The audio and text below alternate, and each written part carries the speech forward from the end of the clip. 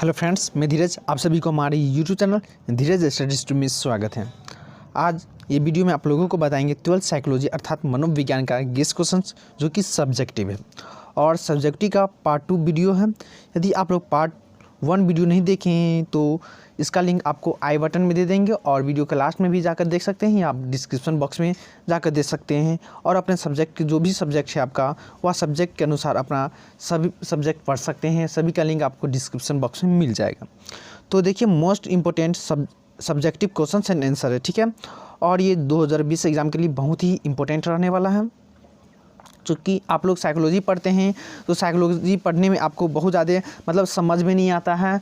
तो बहुत सारे विद्यार्थी आप लोग जो साइकोलॉजी समझ कर लिए थे, बहुत अच्छा सब्जेक्ट है और इसमें प्रैक्टिकल होता है 30 मार्क्स का, इसमें अच्छे से मार्क्स ला सकते हैं। पर ऐसा आप लगता है आपको अब ऐसा कुछ भी नहीं है, तो आप लोग समझ भी गए होंगे। तो यही चीज़ को हम आसान करने के लिए इसका सब्जेक्टिव में अच्छे तरीके से समझाएंगे। तो चलते हैं, ज़्यादा टाइम को आप लोगों को ज़्यादा लेना नहीं चाहेंगे क्योंकि आप लोगों के पास खुद ही टाइम कम है। तो चलते हैं पहला नंबर प्रश्न पे। पहला नंबर प्रश्न क्या बोल रहा है, देखिए, संवेगात्मक बुद्धि क्या है। आपको बता दूं कि पहले हम 1 से लेकर 6 तक हम प्रश्न करवा दिए हैं पार्ट 1 वीडियो में। यदि आप नहीं देखे हैं तो देख लीजिएगा, बार बार बोल रहे हैं क्योंकि 2020 का बहुत ही ज़्यादा इंपॉर्टेंट रहने वाला है। तो यहाँ देखिए, संवेगात्मक बुद्धि क्या है। संवेगात्मक बुद्धि क्या है, तो देखिए, हाँ, तो इसका उत्तर क्या है। संवेगात्मक बुद्धि सर्वप्रथम 2 अमेरिकी मनोवैज्ञानिक सलावी तथा मेयर ने 1990 ईस्वी में किया था। संवेगात्मक बुद्धि का सबसे पहले अमेरिकी मनोवैज्ञानिक सलावी तथा मेयर ने किया था, परंतु 1995 में गोलमैन ने इसे विकसित किया था और फिर बाद में 1995 में गोलमैन ने इसे विकसित कर दिया था। सामान्य अर्थ में अपनी तथा दूसरे के संवेगों को नियंत्रित तथा नियोजित करने की योग्यता को संवेगात्मक बुद्धि कहा जाता है। अब देखिए, इसमें क्या बोल रहा है कि अपने जैसे कोई भी बात को जैसे हम बोल रहे हैं तो कि संवेग आप बात को संवेग कोई भी चीज़ को नियंत्रित करना या नियोजित करना, कंट्रोल करना। आप गुस्से कर रहे हैं तो गुस्से को कंट्रोल करना, उसको नियोजित करना, वह गुस्सा को फ़ायदे के लिए यूज़ करना, वही संवेग हुआ एक तरह से, समझ गए। तो उसको नियंत्रित करना, नियोजित करने की योग्यता को ही संवेगात्मक बुद्धि कहा जाता है, ठीक है। संवेगात्मक बुद्धि आप समझ गए, तो वही चीज़ है।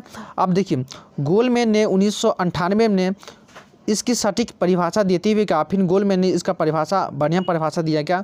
संवेगात्मक बुद्धि से तात्पर्य व्यक्ति का अपने तथा दूसरे के मनोभाव को समझना, उन पर नियंत्रण रखना और अपने उद्देश्यों की प्राप्ति हेतु उनका सर्वोत्तम उपयोग करना। गोलमैन ने इसका क्या दिया, परिभाषा दिया सटीक, क्या कि संवेगात्मक बुद्धि वह बुद्धि है जिसमें आदमी अपने भाव को सही से समझता है, उस पर नियंत्रित करता है और उसको अपना अच्छा कि अच्छा उद्देश्यों की प्राप्ति करने के लिए उसका सही से उपयोग करता है, वह संवेगात्मक बुद्धि कहलाता है, ठीक है। कितना सिंपल सी बात है, कि क्या समझे कि अपने जैसे गुस्से या कोई भी भाव हुआ उसको सही से उस पर समझना। अब मान लो गुस्से हो रहे हैं किसी पर, तो पहले गुस्सा आप किसी पर कर रहे हैं तो गुस्सा करने से पहले आप समझिए हम क्यों गुस्सा करें, उसका जड़ समझिए, किस कारण से कर रहे हैं, ठीक है। आपको जैसे आप पढ़ाई कर रहे हैं तो पढ़ाई करने के लिए हम क्या पढ़ाई करते हैं, हम क्यों पढ़ाई करते हैं, हम कब पढ़ाई कब हम पढ़ाई करेंगे, कैसे पढ़ाई करेंगे, 5 चीज़ है इसमें। 5 चीज़ पे आप गौर दीजिए, यही चीज़ इसमें भी इसमें भी समझना पड़ता है। तो अपने संवेग को सही से नियंत्रित कीजिए, ठीक है, उसका नियोजन सही से कीजिए, तो यही बात है। तो इन लोगों का कहना है कि संवेगात्मक बुद्धि हमारी सफलता का 80% भाग निर्धारित करता है। संवेगात्मक बुद्धि है वह हमारी सफलता के 80%, हाँ 100%, 80% क्या 100% ये निर्धारित करता है। 100% आप अपने गुस्सा को या अपना कोई भी चीज़ को सही से उसको यूज़ करते हैं, उसमें लगाते हैं तो सफलता मिलेगी ही, 100% मिलेंगी। आप किसी पर गुस्सा कर रहे हैं तब उसको सही ढंग से आप उस चीज़ को जड़ को पकड़ लेंगे तो क्यों बाद नुकसान होने की कोई चीज़ ही नहीं है उसमें।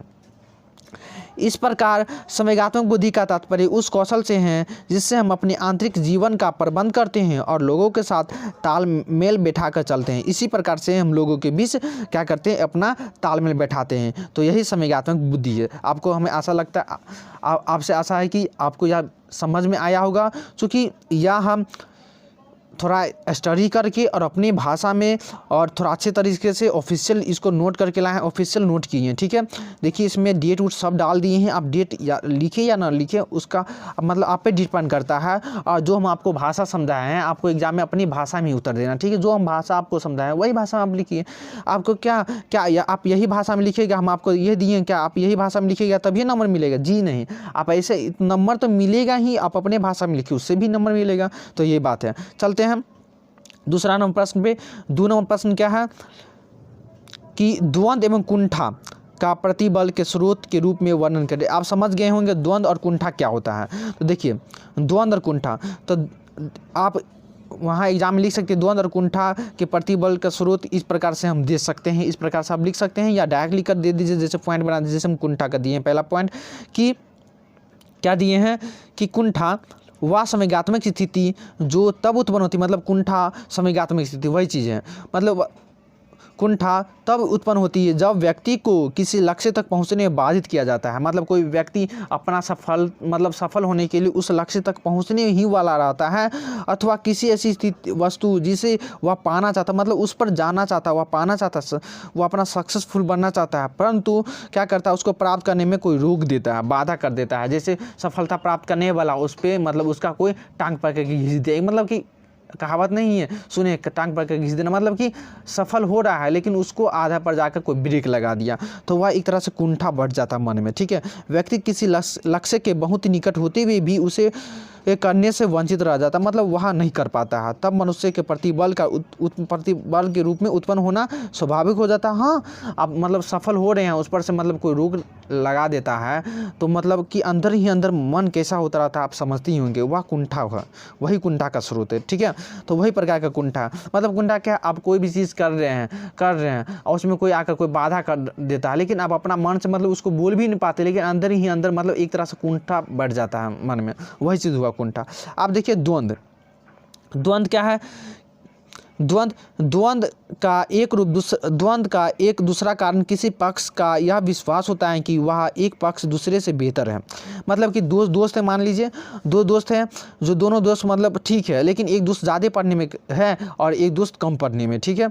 लेकिन क्या होता है, और वे जो कुछ कर रहे हैं उसे होना चाहिए, मतलब कि जो दोस्त पढ़ने में ज़्यादा है और जो हल्का कमज़ोर है वह दोस्त इसको बोल रहा है कुछ करने के लिए, तो जब यह नहीं होता मतलब वह नहीं कर पाता, ये दोस्त नहीं कर पाता है, तो ये दोनों के पक्ष एक दूसरे का दोषारोपण करने लगते हैं, मतलब दोनों झगड़ने लगते हैं। बहुत छोटे से भी मतभेद पर या दिया विवाद को बढ़ा चढ़ाकर देखने की प्रवृत्ति को पराया देखा जा सकता है, जिसके कारण द्वंद्व बढ़ जाता है और परिणाम स्वरूप प्रतिबल उत्पन्न हो जाता है। मतलब कि 2 दोस्त हैं और 2 दोस्त हैं, तो मतलब कि ये ज़्यादा पढ़ने में तेज़ है, ये कम दोस्त पढ़ने में तेज़ है, लेकिन ये बोलता है ये तुम ऐसा करो, लेकिन ये ऐसा नहीं करके वो अपने हिसाब से करता है, तो मतलब कि दोनों के बीच मेरा बात नहीं मानता ये करता, मतलब दोनों के बीच में मतभेद मतलब झगड़ा होने लगता है कुछ भी चीज़ के लिए, या अपने फैमिली परिवार में ही ऐसा होता है मान लीजिए, तो मतलब मान लीजिए क्या ऐसा होता ही है, ठीक है।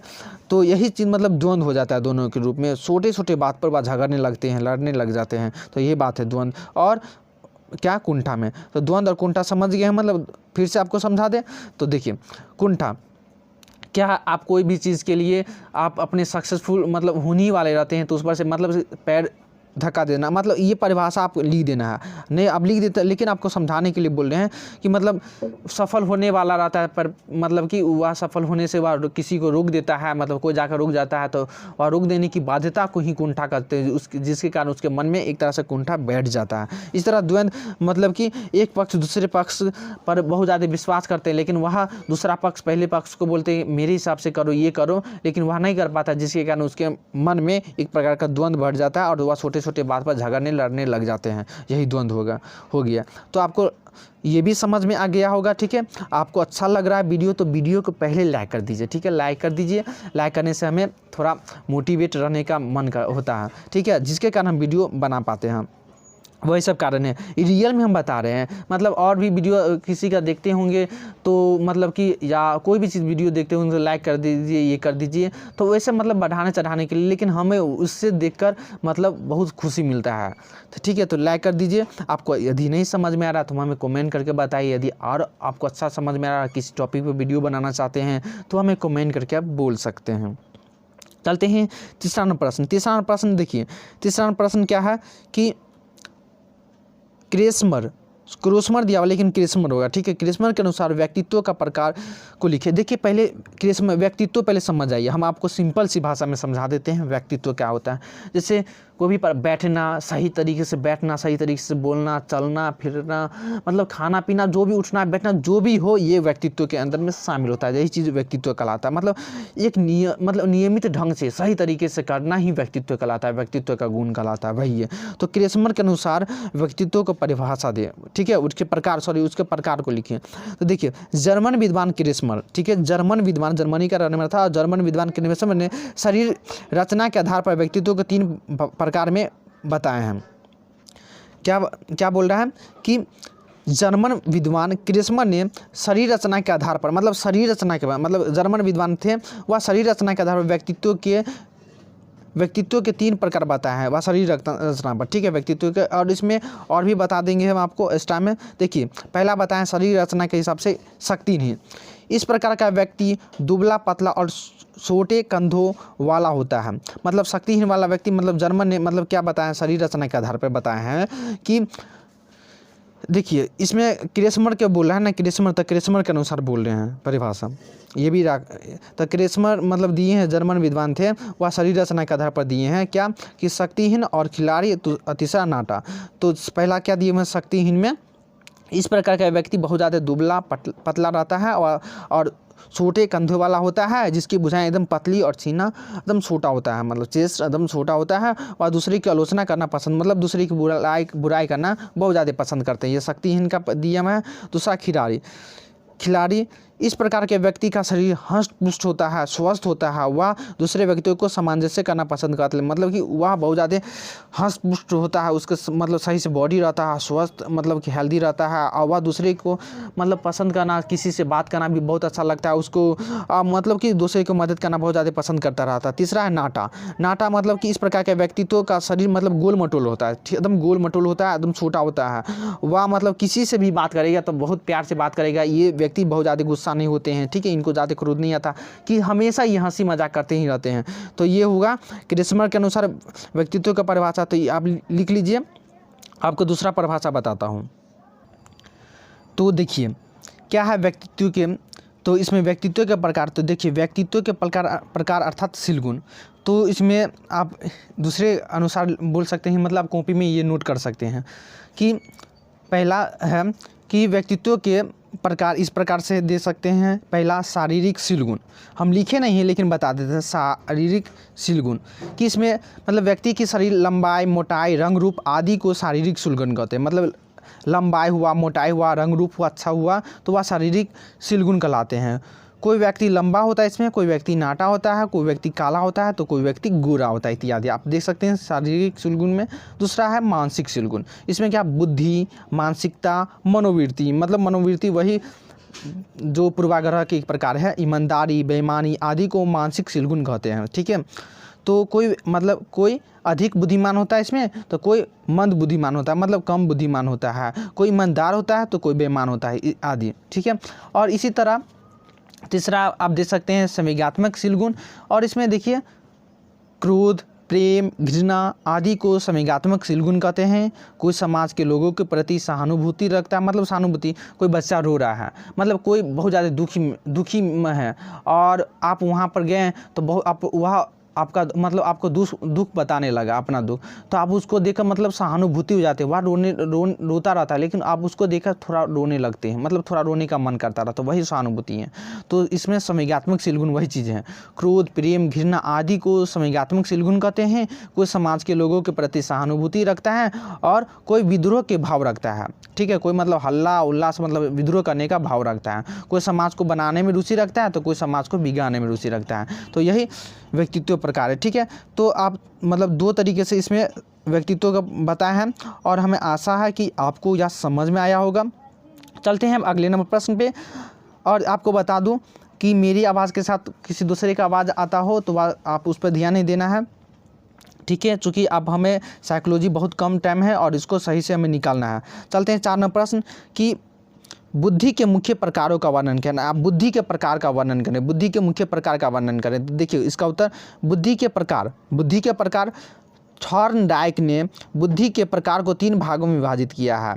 ठीक है, थॉर्नडाइक ने बुद्धि को 3 भाग में बांटा है, जो इस प्रकार से है। पहला प्रत्यक्ष बुद्धि। ठीक है, प्रत्यक्ष बुद्धि, इस बुद्धि द्वारा व्यक्ति को वस्तु तथा पदार्थों को पूर्णतः समझने की शक्ति होती है, इससे रचनात्मक शक्ति की उत्पत्ति होती है। मतलब इसमें क्या होता है, प्रत्यक्ष बुद्धि में, इस प्रकार की बुद्धि में व्यक्ति को मतलब कोई भी पदार्थ को या वस्तु को मतलब कि आप कोई भी व्यक्ति को जानते हैं, मतलब देखिएगा तो उसको देखकर पहले से अंदाज़ा लगाएगा हाँ व्यक्ति अच्छा है या बुरा है। मतलब इसमें प्रत्यक्ष बुद्धि, मतलब इससे, और इसमें रचनात्मक शक्ति, मतलब कोई भी चीज़ को समझने की शक्ति आ जाती है, वही प्रत्यक्ष बुद्धि है।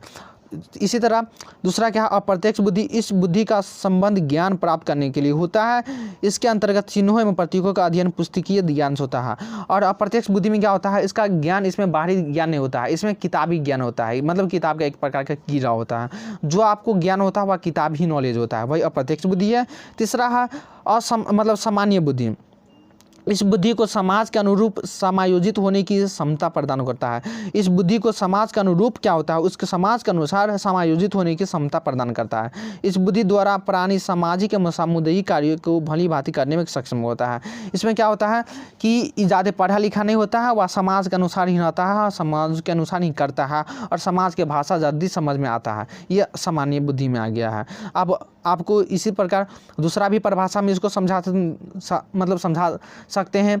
यदि आप इसको याद करने में कठिनाई हो रही है तो आप बोल दीजिएगा, तो हम इसका अलग से परिभाषा आपको समझा दूंगा, चूँकि वीडियो बहुत लंबा हो रहा है। ठीक है, तो हमें बताना है। तो अब यदि बुद्धि के मुख्य प्रकारों का दूसरे परिभाषा चाहते हैं तो हमें कमेंट करके बोल दीजिएगा, प्लीज़ कमेंट करके बोल दीजिएगा, तो इसी पर हम दूसरा वीडियो बना देंगे। ठीक है, तो चलते हैं अगले प्रश्न पे, 5 नंबर। देखिए 5 नंबर क्या बोल रहा है कि सकारात्मक स्वास्थ्य पर टिप्पणी लिखें। सकारात्मक स्वास्थ्य पर टिप्पणी। देखिए सकारात्मक स्वास्थ्य मतलब पॉजिटिव हेल्थ। ठीक है, पॉजिटिव हेल्थ पर एक मतलब थोड़ा टिप्पणी लिखना है, मतलब थोड़ा लिखना है 30 से 50 वर्ड के बीच में। सकारात्मक स्वास्थ्य क्या है, तो देखिए उसका उत्तर दिए हैं कि पूर्ण शारीरिक, मानसिक, सामाजिक तथा आध्यात्मिक कुशल की अवस्था ही स्वास्थ्य, न ही केवल रोग का अभाव है। मतलब कि पूर्ण शारीरिक, मतलब पूर्ण रूप से शारीरिक, मानसिक, सामाजिक, आध्यात्मिक कुशल की अवस्था ही स्वास्थ्य, मतलब स्वास्थ्य न हो कि केवल रोग का अभाव होता है। इसमें सकारात्मक स्वास्थ्य के अंतर्गत निम्नलिखित वित्तियाँ आती है। मतलब सकारात्मक स्वास्थ्य के अंतर्गत निम्नलिखित वित्तियाँ मतलब निर्मितियाँ आती है। स्वास्थ्य मतलब स्वास्थ्यशील, उच्च गुणवत्ता, व्यक्तिगत संबंध, जीवन में उद्देश्य का बोध, आत्मसम्मान, जीवन की कृतियों में प्रवीणता, दबाव, अभिघात एवं परिवर्तन के प्रति स्थिति समापन। ठीक है, विशेष रूप से जो कारक दबाव के प्रतिरोधक का कार्य करते हैं तथा सकारात्मक स्वास्थ्य को सुकून बनाते हैं, और भी आहार, व्यायाम, सकारात्मक अभिवृत्ति, सकारात्मक चिंतन। मतलब सकारात्मक अभिवृत्ति से आप मतलब लगा लीजिए कि पॉजिटिव एटीट्यूड, मतलब पॉजिटिव थिंकिंग। ठीक है, एटीट्यूड, अभिवृत्ति को एटीट्यूड कहा जाता है। ठीक है, तो मतलब पॉजिटिव थिंकिंग, निगेटिव थिंकिंग तथा सामाजिक अभिलंब। बात को समझ में आया, नहीं समझ में आया तो देखिए इसमें क्या बोला, सकारात्मक स्वास्थ्य पर टिप्पणी लिखें।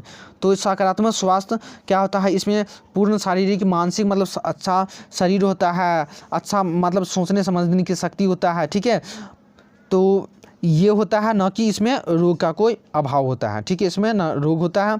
सकारात्मक स्वास्थ्य इस प्रकार से बोल सकते हैं कि स्वस्थ शरीर, अच्छा गुणवत्ता, मतलब अच्छा सोचने समझने वाली, व्यक्तिगत मतलब कि व्यक्तिगत का संबंध आप समझ गए, इससे पहले वीडियो में समझा दिए हैं। संबंध, जीवन में उद्देश्य का बोध, मतलब अच्छा चीज़ सोचने का बोध। आत्मसम्मान मतलब कि अनुशासन, वह चीज़ सब आत्मसम्मान। जीवन की कृतियों में प्रवीणता, दबाव, अभिघात, परिवर्तन, ये सब क्या हुआ, ये क्या हुआ, तो सकारात्मक स्वास्थ्य का एक तरह से प्रभाव है। विशेष रूप से जो कारक दबाव के प्रतिरोधक का कार्य करते हैं, जो ज़्यादा टेंशन में रहते हैं, वो ज़्यादा उसका मतलब उसमें हमेशा डिप्रेशन में रहते हैं, तथा सकारात्मक स्वास्थ्य को सुकून बनाते हैं, मतलब कि उसमें रहते हैं, तो मतलब वह सकारात्मक मतलब उसमें नहीं ढल पाएंगे। किसमें, तो सकारात्मक स्वास्थ्य में। उसका शरीर हमेशा पतला ही रहेगा। मतलब आप हमेशा, मतलब ये देखिए साइकोलॉजी पढ़ रहे हैं तो आप अपने हिसाब से भी इसमें आंसर दे सकते हैं। साइकोलॉजी जो आप पर घट रहा है वही चीज़ घटना को ये बताता है, ठीक है। मनोविज्ञान अर्थात मन की विज्ञान, ठीक है। तो वही चीज़ है, मतलब सकारात्मक स्वास्थ्य को सुकून बनाते हैं। और भी इसमें आहार मतलब अच्छा पौष्टिक खाना पीना, ठीक है। पौष्टिक खाना पीना आप समझ ही गए हैं। व्यायाम करना, एक्सरसाइज, सकारात्मक अभिवृत्ति मतलब पॉजिटिव थिंकिंग या निगेटिव थिंकिंग, वह सब आप पर डिपेंड करता है। तो ये बात हुआ। चलते हैं 6 नंबर प्रश्न। 6 नंबर प्रश्न क्या है, पूर्वाग्रह या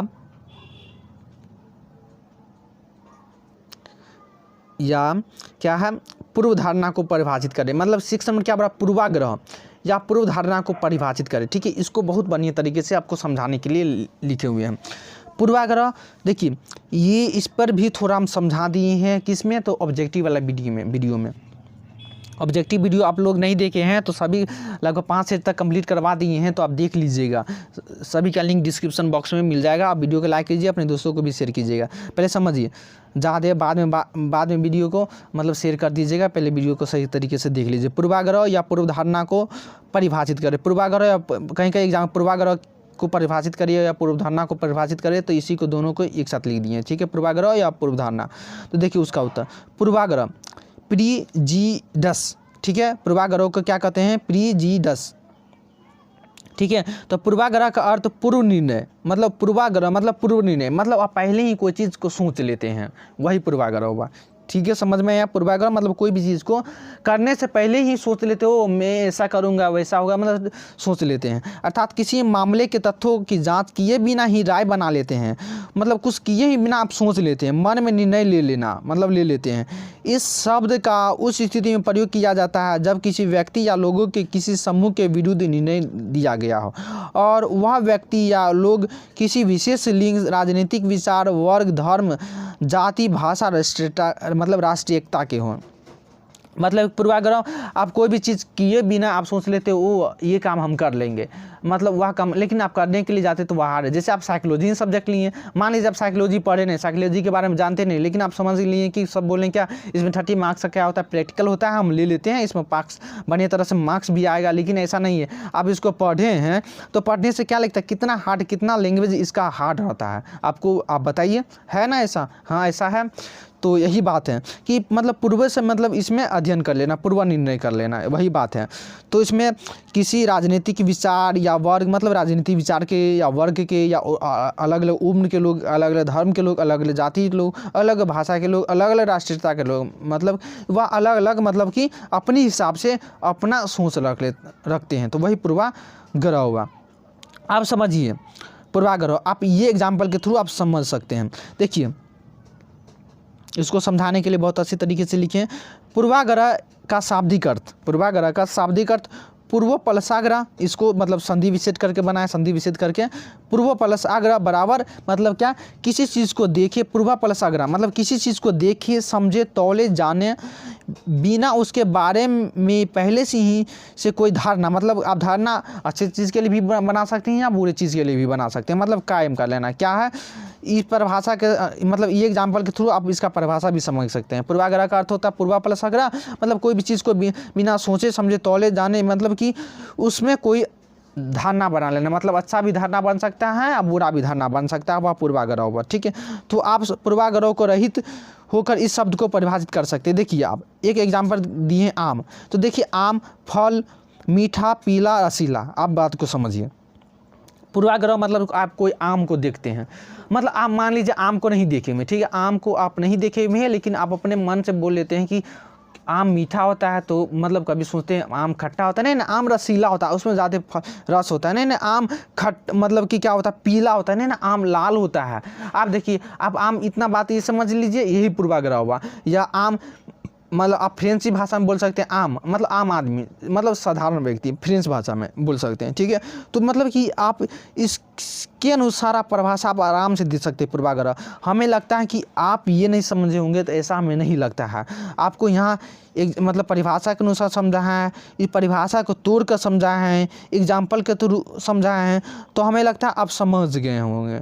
वही मनोवृत्ति का ही एक प्रकार है, थोड़ा सा डिफरेंस है, ठीक है। हम ये चीज़ बता दिए अगले वीडियो में। तो आप बताइए आपको यह वीडियो कैसा लगा, तो हमें कमेंट करके बता दीजिए। अपने दोस्तों को भी शेयर कीजिए।